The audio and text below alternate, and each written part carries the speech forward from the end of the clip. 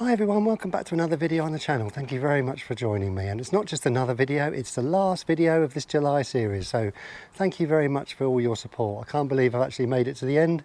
Quite sad actually. I'll definitely miss doing them. I miss filming them.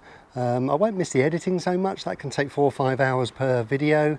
I know they look quite simple, but yeah, I'll have to cut and edit all my waffle out to try and make it into some usable video for use. But thank you so much for all your support, and I mean that genuinely, because you know it's kept me going and it's given me more motivation to actually make them for you. Oh, I think I forgot to say, my name's Warren Bennett. We've got Trev rolling around the grass there. Yeah, so we've got a mini heat wave in the southeast of England over the last few days. Today is actually 30 degrees, that's Celsius. I know it's normally Fahrenheit in the UK. Anyway, I just want to say thank you very much for all your support, and I have actually put the July series in a playlist for everyone who wants to kind of go back and look at any videos that they may have remembered that they saw during the July series. I've actually put them in a playlist for you to kind of a bit of easy access anyway. Okay, so before I waffle on too much, this video is all about 5 ways I think you can lower your handicap. 5 kind of simple ways anyway, because it's very easy to say, oh yeah, we need to change your technique and anything like that. These are kind of user-friendly ways that I think you can go out and lower your handicap. And it's not all about the swing, by the way, so it's a bit of a mixed match of everything. I'll tell you what it is, front camera set up, and we'll get going. Okay everyone, so thank you very much for joining me for this last video. Like I said before, I really appreciate everyone's support. I'll just have a little warm up here to get my oil warm.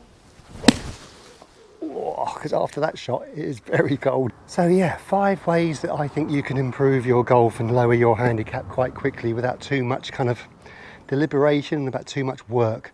Because it's all very well to say, because it's all very well a coach saying, right, go out and spend 3 months practicing that. It's all very well coach giving you a structure and going out to work on that and see you in 3 months time. Not all club golfers have the time and the ability and sometimes the finances to go out and do that. So this is going to be 5 quick ways that I think you can improve your handicap quite quickly. So number 1 is find a repeatable golf swing. Now that's easier said than done, and you might have heard the phrase KISS golf. Keep it simple. I won't say the final thing. So keeping the golf swing as simple as possible. Like I said about a few videos, I think it was last week, about this, trying to keep the golf swing as simple as possible. It's a combination of twisting, which creates a little bit of weight shift either side of the ball. It's a combination of arm swing, wrist movement. Don't neglect the wrists. So important in the golf swing because they can create natural length, as you can see there. If I don't use my wrists, you can see there's no length or height of the golf club. So being able to use your wrists more efficiently, keeping the axis still, which is your head. Obviously there's going to be kind of a pull along here, but keeping everything as simple as possible. And find your way. If you're in a little bit of a pickle, in a little bit of a hole, go back to the fundamentals. Go back to balance, nice and still with the head. That's as well as up and down, but you're keeping it nice and centered, and you're twisting around like a nice center line, especially in the backswing and then down into impact. After that, obviously there's a lift up. So everyone, I would guess, would want to be more consistent. Everyone wants to be more consistent. That's ranging from the beginner through to Rory McIlroy. Another word for consistency is just a lack of compensation. You're not looking for any extremes. So if you're looking for a repeatable golf swing, you want this golf club to swing up and slightly on plane. So it doesn't have to be absolutely millimetre perfect. It just needs to be in the vicinity to let the club go and release. But it's keeping it as simple as possible. Like I said in that video last week, it's a combination of a twist, arm swing, a little bit of wrist, everything nice and still, and then your arm swing on the way through. And coupled with obviously a little bit of rotation and a little bit of leg movement as well. So it's combining those 3 ingredients: legs, body, arms and hands. A golf swing, like I said in that video, isn't simple. It's a very complicated move, but it's trying to keep all these elements of these legs, body, arms and hands all together. It's getting these cogs of the wheel joined up so you don't have to do too much work, so hopefully the ball will get in the way. Do you want to put my head on the block? I would say a majority of a club golfer would want to use their arms more. I can get someone who over moves, which is then difficult to create good strike and natural speed. I can get someone to create a little bit more natural speed with less movement, so it's a less is more, as well as a good consistent strike. And to do that, I would encourage them to use their arms more. The more you can use your arms, you can get more speed in moving your arms than you can if you over move your body. You might feel you're putting more pressure in, and more effort in, I mean. So keeping the golf swing nice and simple is, to me, using your arms more than the other ingredients. You can kick off a little bit of leg if you want. If you can, I would say get your arm swing more efficient. You can create probably 75% of your power that way. And more importantly, if you're just swinging it with your arms without any lateral movement, you can create good strike as well. So that's the simplest way then I would kind of get you to swing the golf club a little bit more efficiently. Okay, let's get on to number 2. Promise you it'll be a bit shorter, number 2. Okay, number 2, as you can see, has got to do with putting. Become good from 3 feet. If you can hole out from this short distance, your medium length putting will be so much better because you're not scared to leave the ball this distance away from the hole, from like 8 to 10 feet, 12 feet, like a medium length putt. Because far too many people try and lag it. And obviously there's some putts that you probably need to lag, if it's downhill or one of those kind of slopey ones. But let's say a majority of our courses we play on have 90% of our putts are going to be relatively kind of holeable from 8 foot, 10 foot. And if you can become good from a short distance, that gives you a massive kind of confidence boost for those mid-rangers. So spend a bit of time on the real short ones. Go to the shortest length that you can see. Imagine if the hole was the end of this mat. Go to the shortest length where you can think you can hole 5 out of 5 relatively simply, if it's straight, and then go back to your maximum distance where you think you can hole that 5 out of 5. Once it becomes kind of the length you start missing, that's where you start. And then practice and practice and practice. Practice your left to righters, right to lefters. It's not all one, so that's where the circle drill comes in, ladder drill, different lengths. Really, there's not enough time that you can practice your putting. Be good from 3 foot. That'll improve your mid-range. That'll then improve your iron play because you're not standing there panicking. Becoming a good putter is starting out from short distance. But it's making sure you line up square and then you can kind of take it from there. Okay, so number 2 is make sure you're good from a short distance with your putting. Okay, let's get on to number 3. Okay, so number 3 is the same vicinity as number 2. Still in the short game zone, but it's becoming a good chipper. Now you don't have to all of a sudden become Seve or Phil Mickelson overnight, but you want something relatively kind of reliable. It's something that you can rely on. So if you miss a green, you don't have to chip close every time. Remember, if you miss a green, just chip the ball on the green and 2-putt. I think a lot of golfers try and become too good too quickly. So it's finding a relatively simple technique. You know, I did a chipping video about, I think at the end of last week. So it's really important to have a reliable short game. If you have a short game that can be a little bit kind of fragile, I think that can put a little bit of pressure onto your iron play. So I would really recommend spending a bit of time, like your putting, just on your short game. Just on your chipping, start small and work your way back.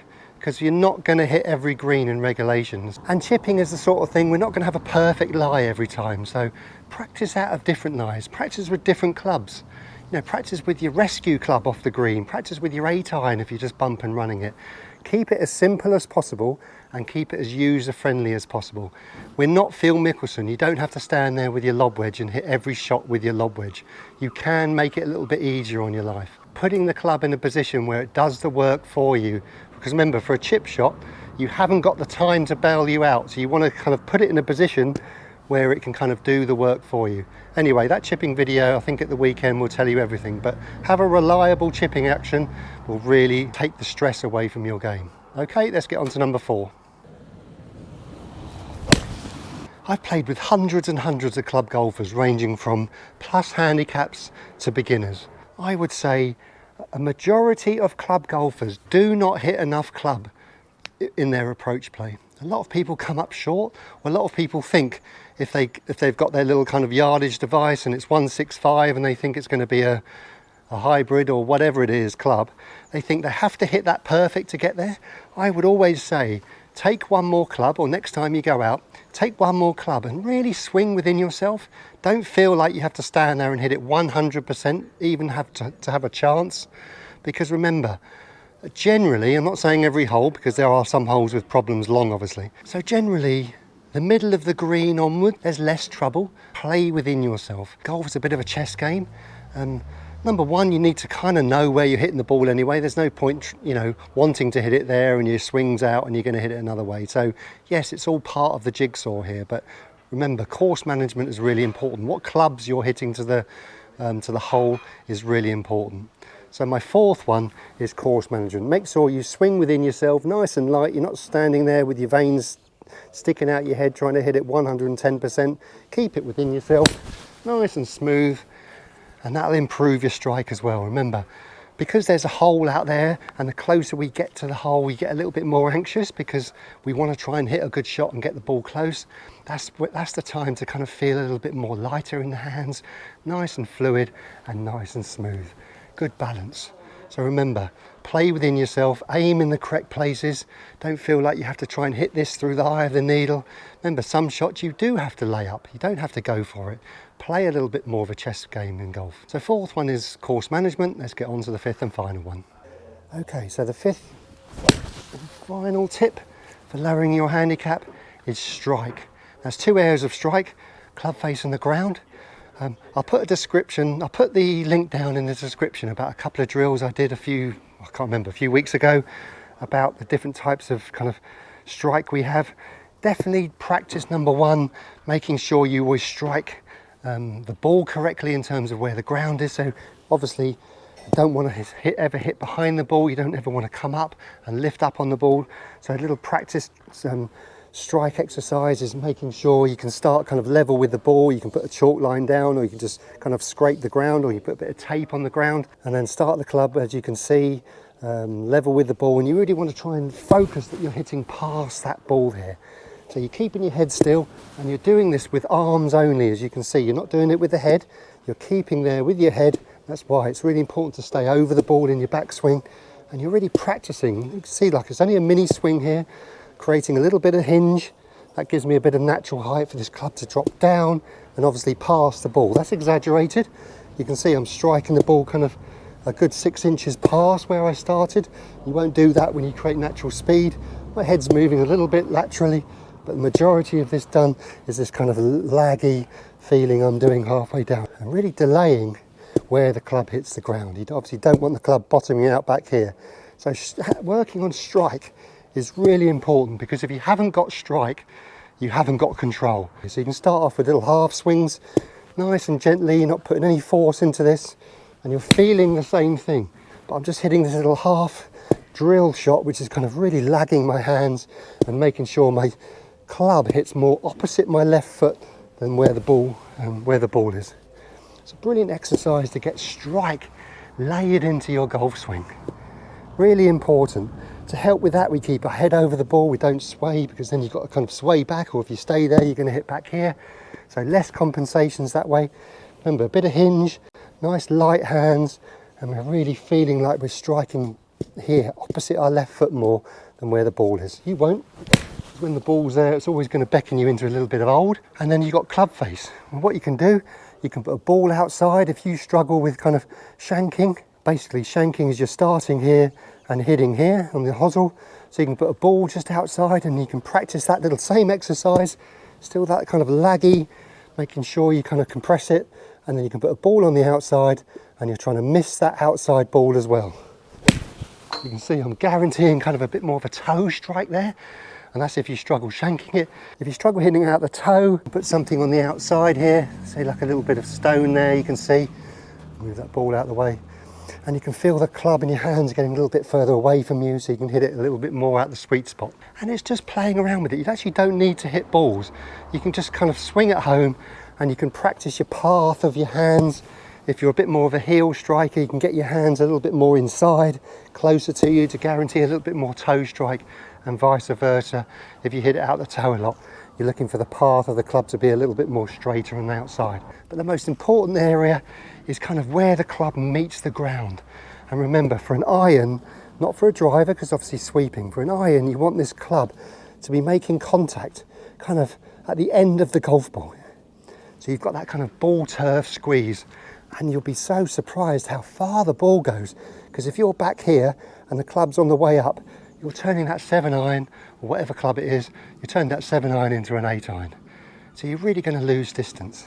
So being able to compress, getting your hands ahead of the ball and getting your club hitting down on that ball and compressing it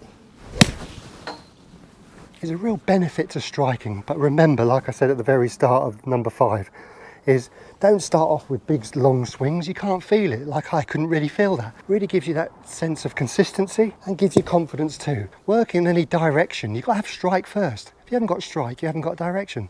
So working on strike is probably the most important thing. Spend a bit of time on ground strike, spend a bit of time on club face strike, then hopefully the two will meet. Okay everyone, so that's the final video, and I was going to do something fancy for the last one, but I thought I'd do something a bit more user friendly that you can take out on the golf course and really improve all these elements of your game, because to lower your handicap isn't just about your golf swing, isn't just about how far you hit it, it's all these important little elements. And I think being a good putter, chipper, we actually don't even need to be good, you just need to be reliable. You're always going to hit the funny one, but it's just finding a way that I think you can just be reliable. And I think all these, and being a good chipper, putter, finding a good strike with your club, taking away the extreme and finding a way that you can kind of navigate yourself around the golf course with good course management. Okay everyone, so this is it. So the final one, what I'm actually going to do, I think, I'm going to do like a review of the 31 videos, I think, and tell you kind of the most popular video, what wasn't the most popular, how many views I got. I might as well say how much money I earned, and you'd be surprised it's not a lot, and probably do a video on that. I think that'd be quite interesting. I don't really look at too many of the analytics. Obviously I have a look and see how many views and how many views they're getting. I've had some good ones and I've had some not so good ones, so I might as well throw it out there and show you that, you know, this is what July is giving me. Kind of compared to a normal kind of month, we'll say, where I kind of do 4 to 6 videos. So Trev's inside, I've got a friend that's just arrived, so he's more important than I am, that's for sure. And more importantly, the sun's come out. For the last time in July, I bid you farewell. And it's my mum's birthday today, so happy birthday, Mum. Okay everyone, so from myself, and just myself, I'll say goodbye from Trev as well. We bid you farewell, and we'll see you Friday. It's going to be Fridays from here on in. Okay everyone, so wish you well. If you're playing golf today, play well and enjoy it. And we'll see you on Friday. Okay everyone, thanks for watching, and I really appreciate everyone's time and support. From myself and Trev, thanks very much. Cheerio.